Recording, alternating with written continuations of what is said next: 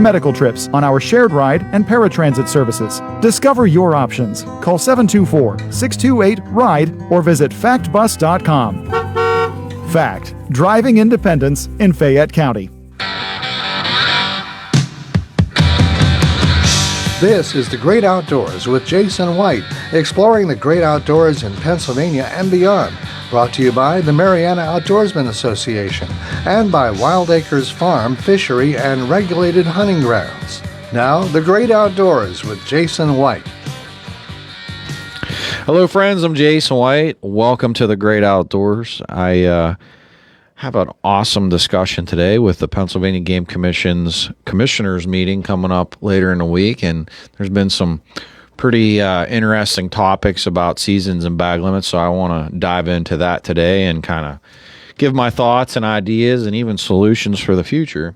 But before I do, I want to give a special thanks to our sponsors, the Mariana Outdoorsman Association. You can join the MOA today at marianaoutdoors.com. Memberships as low as $175 for the entire year. And honestly, that is an amazing price. I just want to be clear. Comparative organizations in the state of Pennsylvania are $1,000 to $1,800 plus just to go trophy trout fishing. So I just want to really stress to the fact that with the combination of trophy trout fishing, in my opinion, the best trophy trout fishing, upland bird hunting, and 1,000-yard rifle range, there's really no other place, not only in Pennsylvania, but I don't know of another place in the United States. And last but not least, for those prices, that's amazing. Again, marianaoutdoors.com. marianaoutdoors.com. You can always call me if you ever want a tour, 724-579-0924. Wild Acres Hunting Preserve, if you're interested in a free-ranging whitetail deer hunt, free-ranging turkey hunt, if you're interested in a guided upland bird hunt or a continental pheasant hunt as a fundraiser, we'd love to have you. And last but not least, we even have canoe and kayak trips and trophy trout fishing trips. 10mileco.org, TENMILECO.org. Call me 724-579-0924. Upcoming events for the Mariana Outdoorsman Association. We have a habitat development work day this Saturday at 9 a.m. Going to be cold, so dress accordingly. We're going to be cutting a lot of down trees and splitting firewood and doing things around Wild Acres, trying to just improve that good old habitat every year. Tuesday, January 27th, 10 o'clock, we'll be doing an upland bird stalking. Friday, February 6th at 9 o'clock, we're going to be doing trout stalking, which is number 5 of the season. Friday, March 6th, we'll be trout stalking number 6 of the season. Saturday, March the 7th, that will be the MOA one-day fly fishing tournament. Information on all these events, I want to stress, are at Mariana Outdoorsman Association at Facebook and also marianaoutdoors.com. Saturday, March 28th is the MOA Sportsman's Bash that will be held at 19 North Event Venue, which is located in Washington, PA. If you're interested in any capacity, certainly, again, information online. Thursday, April the 2nd, trout stalking number 7. Thursday, April the 30th, trout stalking number 8. And May 1st through the 3rd will be the 2026 3rd Annual PA Trout Classic. It's a 3-day fishing tournament, daylight till dark, basically. It's an awesome time. Daylight to dark on the 1st, the 2nd, and then daylight to noon on Sunday. Both tournaments are set up the same way with tags. We use a tag system. So the fish are basically pre-weighed, measured before they ever come to the property. So we go off of those numbers. Tags get removed, turned in, and that's how we do the scoring. We always do first, second, third biggest, and then we do the smallest fish. And then last but not least, we always do a tag raffle, which is always a fun thing, just so that way people can get in on something random and enjoy that. And then last event on the books, Friday, June the 19th, is the MOA Golf Outing. It's a Chippewa golf course. Again, all information, Mariana Outdoorsman Association at Facebook. and our website, MarianaOutdoors.com. And if you're on YouTube, we have a YouTube channel, MOA Outdoor channel, Instagram, TikTok. Kind of just keep adding different platforms to get our message out and to connect with each and every one of you. So the Pennsylvania Game Commission has opened up conversations about moving the opening day of rifle season up a week from the Saturday currently after Thanksgiving to the Saturday before. I've seen a lot of blowback about it. I've heard a lot of, grievances about it. I would like to take the opportunity, since this kind of became a thing here recently, to spitball some ideas, because nothing is set in stone. Obviously the Game Commission's thrown out some ideas. And I love having a conversation.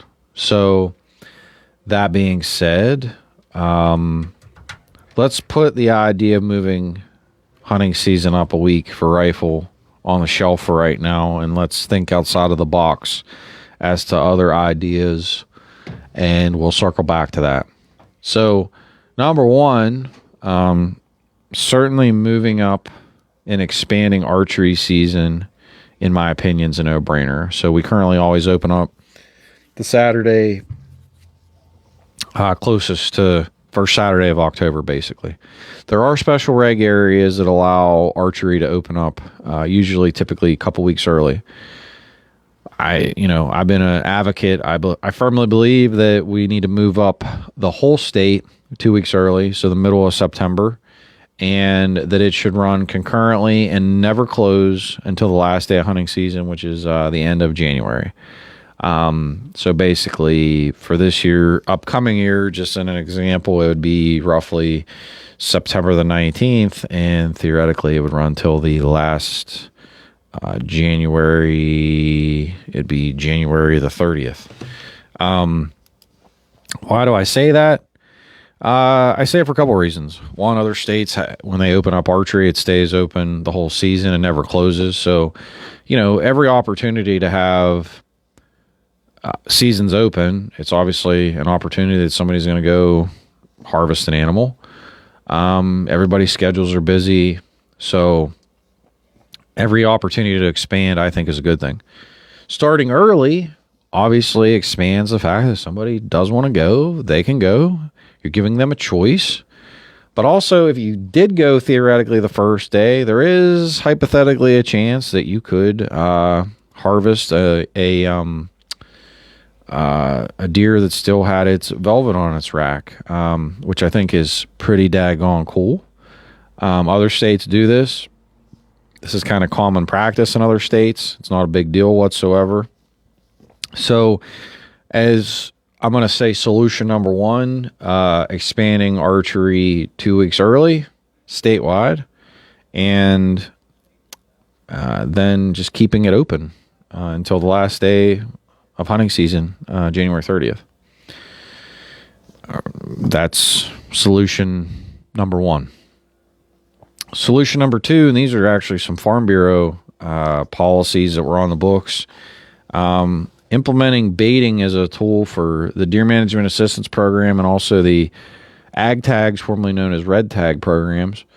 Why this is important is if you actually ever utilize these programs or actually go into a property that is and you want to help those folks, I can assure you you're there to manage deer. You're not there to show up and just shoot one doe. You're there to get the work in. I can tell you, me personally, like whenever I go to harvest does, I'm trying to shoot as many as I can with obviously the tag allocation that I have in the window that I have, and I'm trying to do it within a day or two because I do a lot of my own processing. And even if I wasn't processing, I would rather be making one trip to the butcher to drop them off or 2 trips. Like, you don't want to be going back and forth. You're trying to be as effective and timely with your time, useful of your time, utilizing your time, mindful of your time. So I just want to stress the fact that This simply gives you an opportunity to harvest deer over a set area, drawing them in for a food source to where you want to shoot them in an area that's not going to cause additional like damages to fields, etc. So I'm a huge proponent of this. Additionally, I mean, I've said this in the past, the DMAP, the CWD conversation has been going on since the 1960s. It is vague as vague could be. I'm tired of the scare tactics. Does it exist? Yes. Does EHD exist? Yes. Do other diseases exist? Yes. But we can't sit here and not utilize tools in the toolbox to manage our wildlife when some of the populations have blown out of proportion. Some of the species are just, I hate to say it, but they've almost come out of control. So, when I look at that compared to other states are baiting. They're doing it during normal seasons. We're not even talking about normal seasons. We're talking about these deer management properties, antlerless deer only. I get it. But I also want to hit to the point that there's bait in practically every big box store. Where does everybody think that stuff's going? Like, let's not be that naive. We basically live in the early 1900s prohibition of liquor. People were still doing it back then, and I can assure you people are baiting now. So, let's just come to the realization of what's happening. And furthermore, I am a proponent of a private permitting tag, and I would love to see, like other states, those monies could go towards disease research and also hunter and youth outreach. Just an extra revenue stream, not only for funding good things within the commission, but also I love the idea of an open market that our farmers and small business folks could explore, creating baits, attractants, etc., to sell on shelves in Pennsylvania. Like I'm saying, these things exist now. It's very rare to find products from Pennsylvania. So food for thought on that, and food for thought on, how things are done and how we operate. But we can certainly do a lot with having that in our artillery, or rather our toolbox. Now, so we've talked about archery, the idea of archery expanding. We've talked about baiting for these management tools. I want to talk about this idea of moving rifle season. So I feel like where we are is where we were 2 years ago with Sunday hunting. Not enough communication, a lot of negativity out there in the winds. Hearing people's feedback, the fact that, one of the big problems is Thanksgiving, right?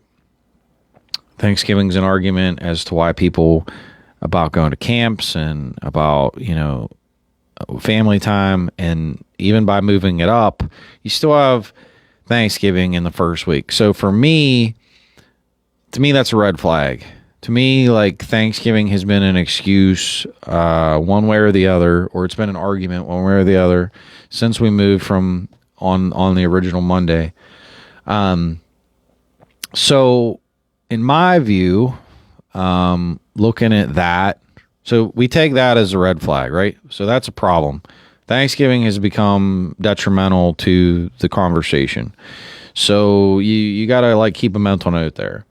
The second thing I want to say is that, and I think this is probably one of the most important, if not the most important things, we do not hunt the way we hunted 30, 40, 50 years ago. What do I mean?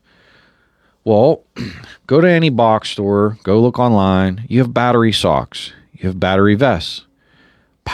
These heated clothes. You have socks that are that have heaters in them, additional heaters. You have boot warmers. You have foot and hand warmers.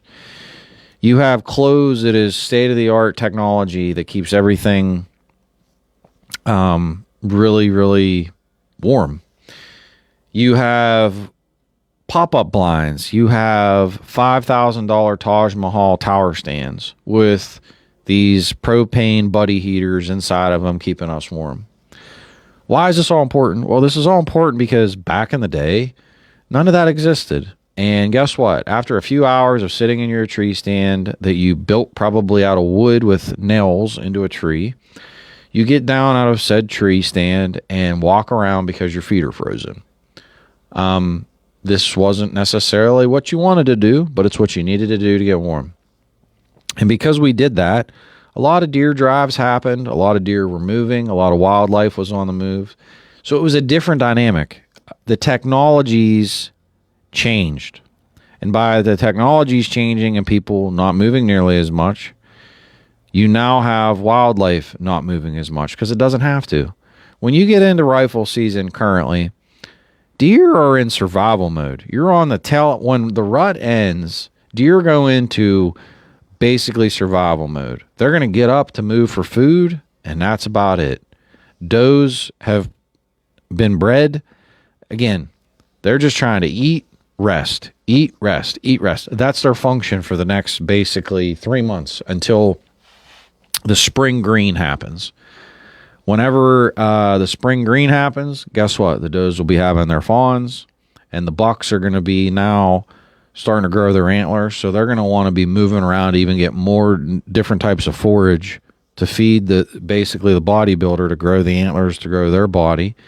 And same thing with the does. They're then going to be dropping their little ones. They then have to browse to get food so that they can produce milk to nourish the little ones, the little fawns.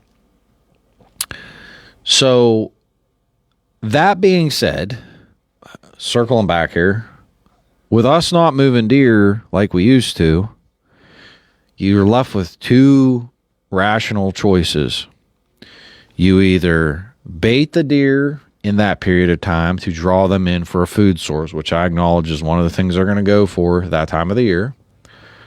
And option two is move the hunting season closer to a time that the deer are moving effectively. Now, scientifically, there's a debate, but around approximately November 12th is the peak time that deer are moving for the rut.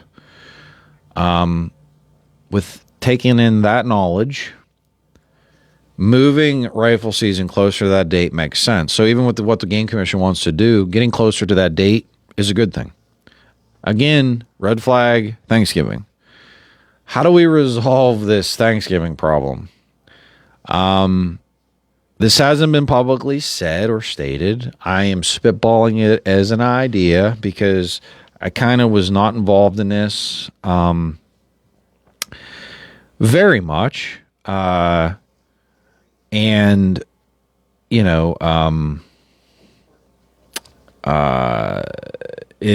what's the right words? It's something that is, how do I want to say this? I kind of just looked at this from, listening to people, I've listened to people complain about, hey, we're up in the northern tier, we're not seeing deer anymore. The deer are all dead. I'm seeing all these other things and I can't, the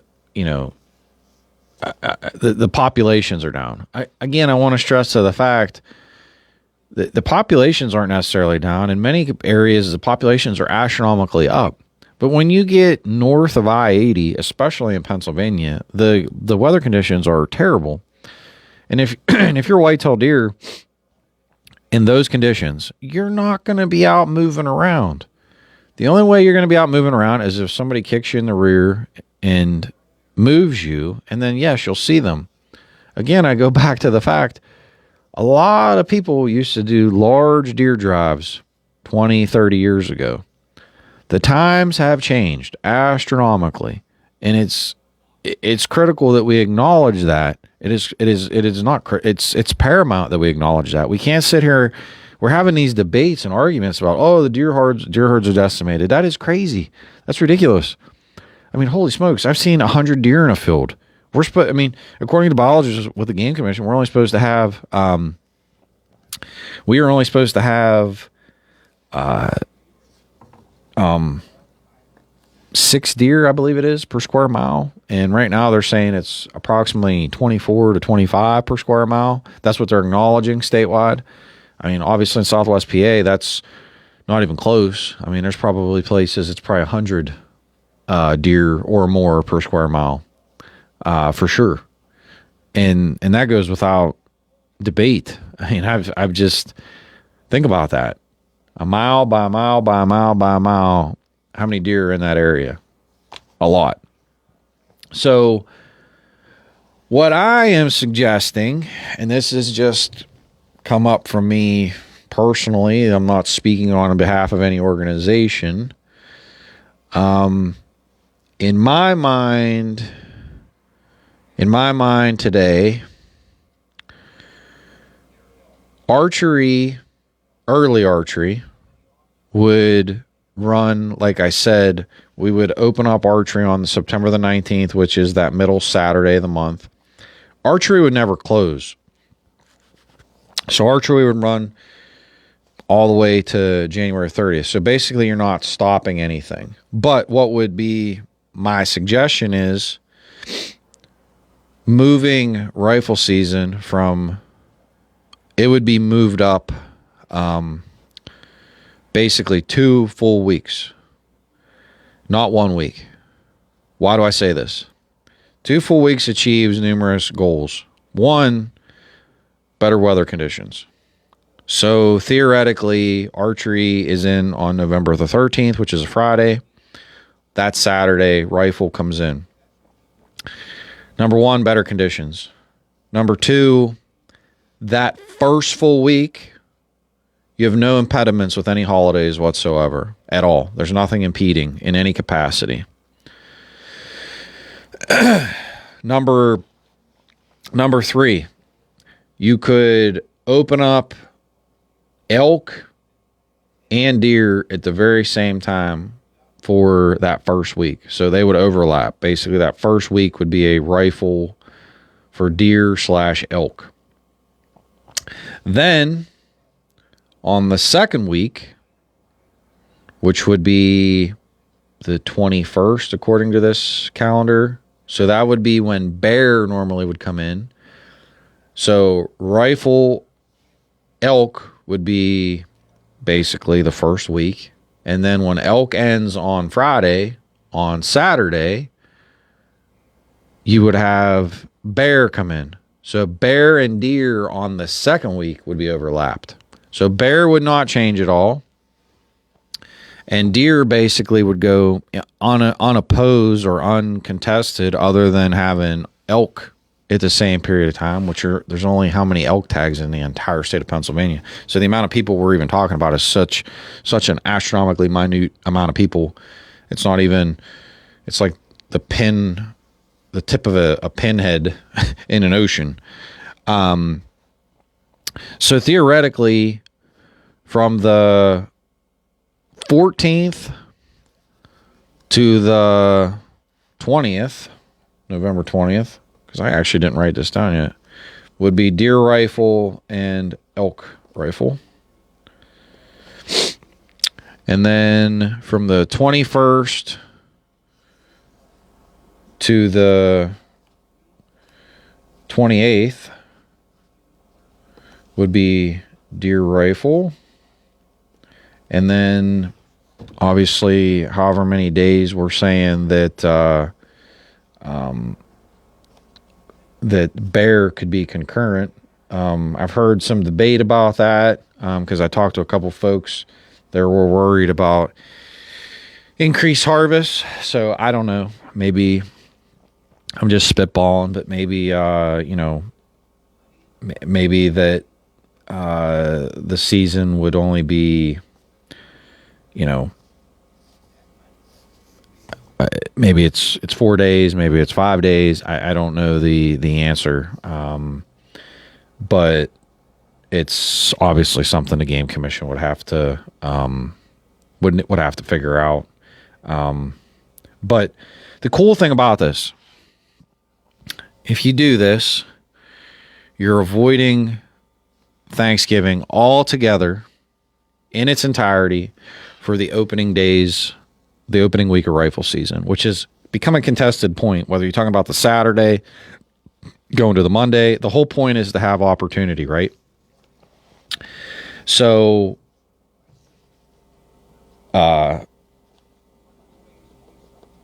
you're basically totally removing Thanksgiving from the debate of opening week in its entirety. So I'm like hopscotching with this idea. So I just want to, again, this is my brainstorm, listening to everybody, listening to the arguments, listening to the bickering, listening to what everybody had to say about it, and trying to formulate a piece so that way, you know, I don't want to say to make everybody happy, but honestly, I would like to make everybody happy if I could, and do it to where everybody's is respectful and peaceful of each other as I would say as possible. And you know,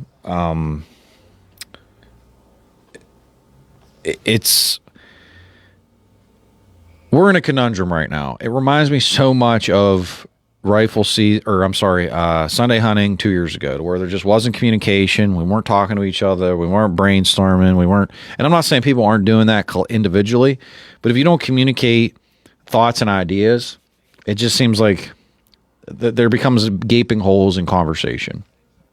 So with that being said, I really kind of like took the time. I was like, wow, I really would like to,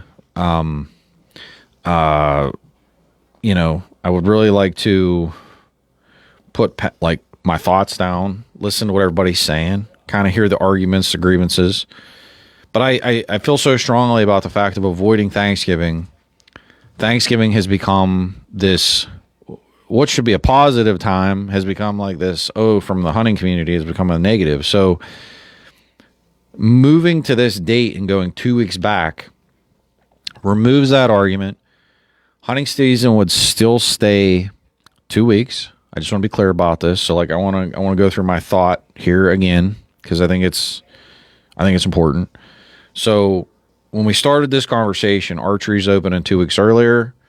It's going to go to, the idea would be the end of January, concurrent, never stops, never goes out. So that's number one.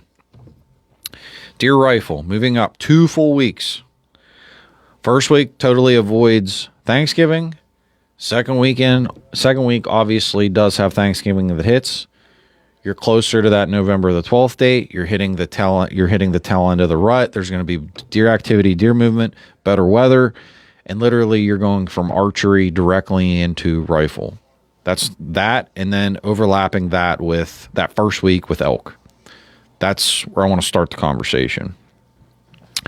The next piece of this is, then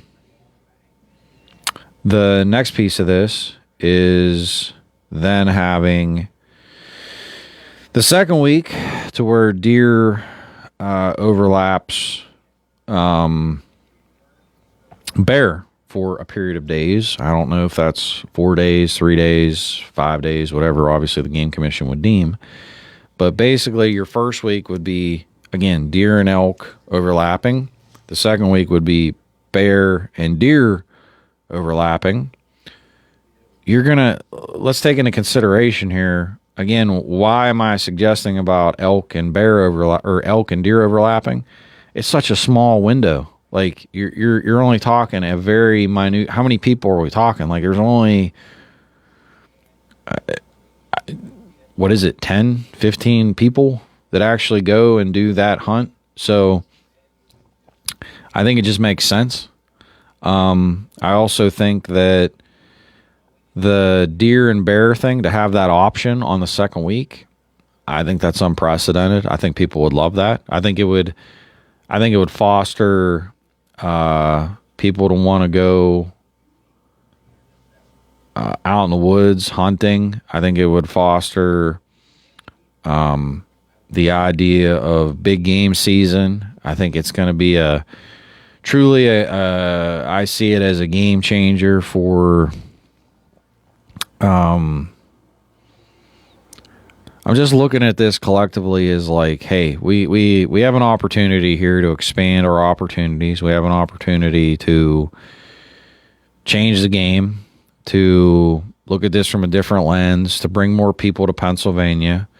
And how do we go about doing that? How do we achieve that goal? And I think, by us being open-minded, by us considering,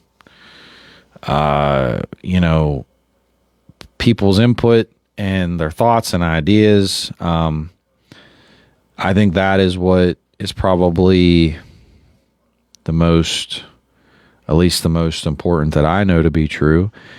Because you're talking right now, even when you look at PA elk season, because I wanted to highlight about that. PA elk season starts the middle of September. And so when I talked about the early archery season for statewide that I'm recommending here, it's already happening for elk. And then the general gun season is actually already happening the first week in November. And then the late firearm season is happening right after Christmas. So there's kind of like, I guess what I'm saying is there's set dates and days that make a lot of sense, but are we really, do we have the opportunity to capitalize? If somebody comes elk hunting and they have the opportunity to shoot a whitetail, would they want to do that? I know in other states the answer is yes. In other states, it's a big deal to have the opportunity to be able to shoot multiple species, or to have the option to shoot multiple species. So I think it's, to me, it's a discussion about how do we bring people, how do we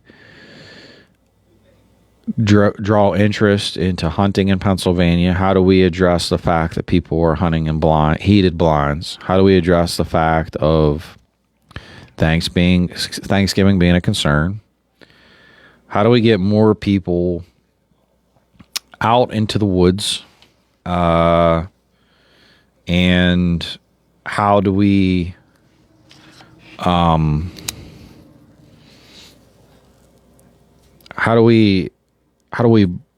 bring peace to the idea of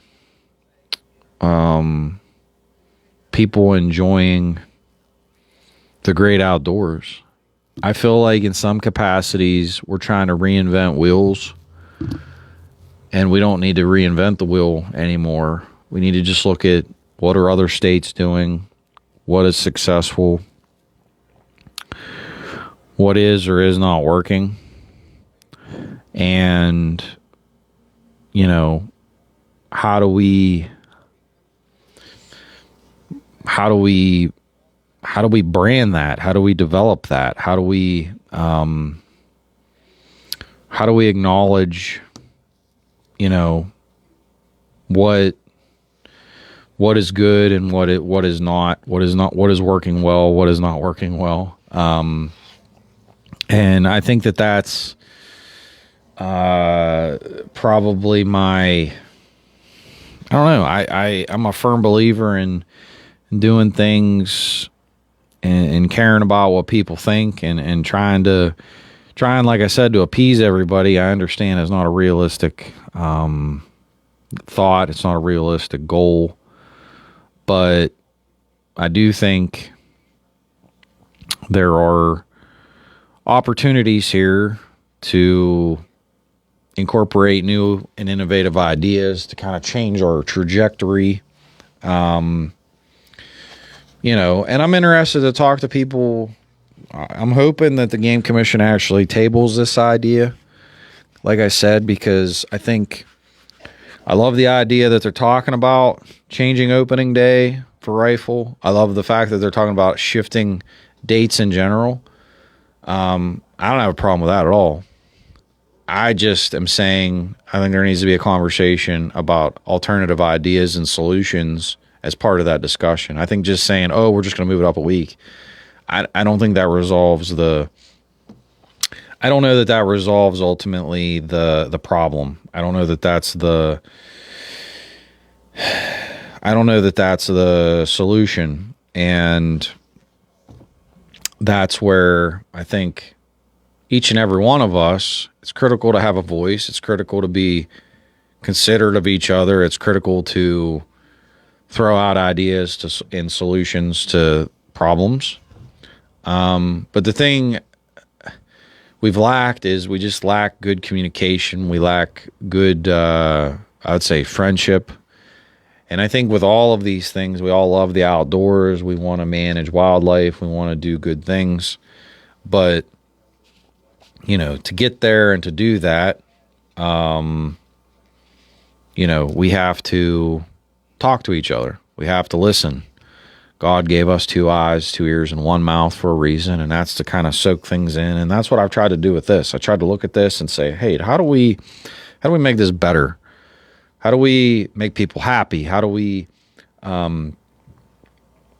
make this a positive? How do we convert this conversation into a good instead of a bad?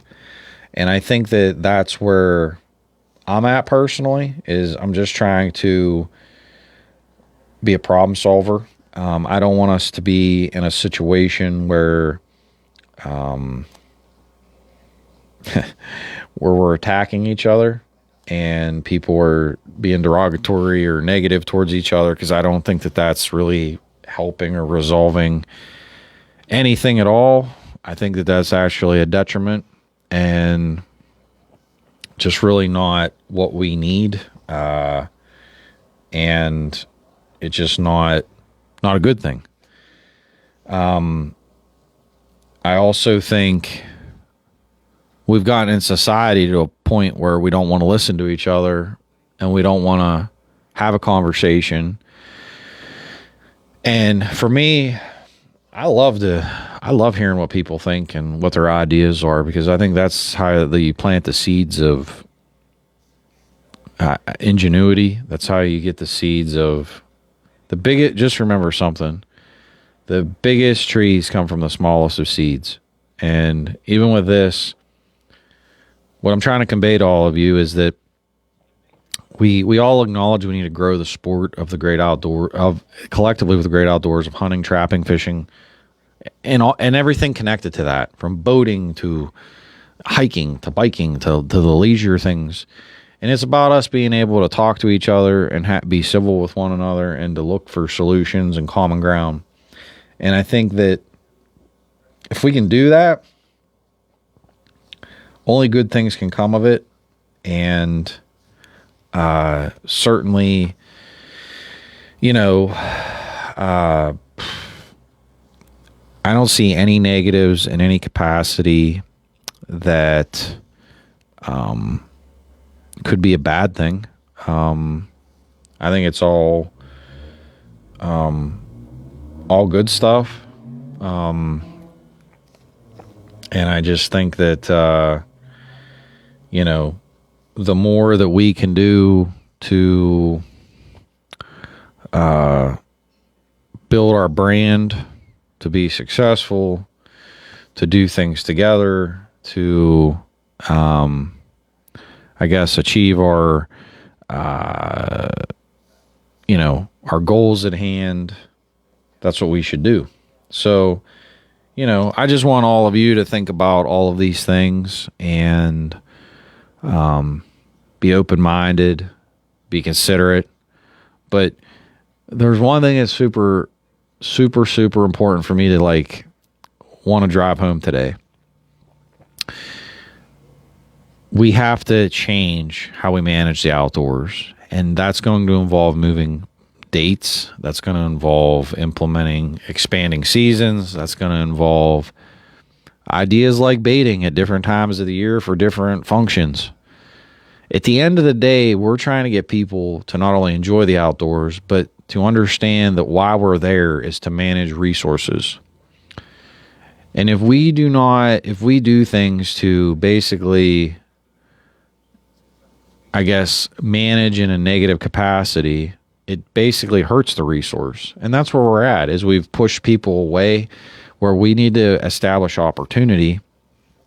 That is where we have to get to. We have to get to a point that we, how do I want to say it? Basically, we are growing the sport. We are, better managers. We are addressing problems with solutions. And that's just what I'm trying to do here. I'm trying to have a conversation with each and every one of you that, hey, these are the red flags. These are the problems that people have brought forth. How can we listen to one another? How can we formulate solutions? And I'm looking forward to talking to folks about this moving forward, because I think if we all want to address wildlife and manage wildlife and keep our heritage, we have to certainly be open-minded and see the risks, see the red flags, and resolve things accordingly. I want to give a special thanks again to our sponsors, the Mariana Outdoorsman Association. You can join the MOA today at marianaoutdoors.com. Wild Acres Hunting Preserve, which is managed by 10 Mile Creek Outfitters. If you're looking to book an upland bird hunt, trophy trout fishing trip, free-range deer hunt, free-range turkey hunt, please check us out, 10mileco.org.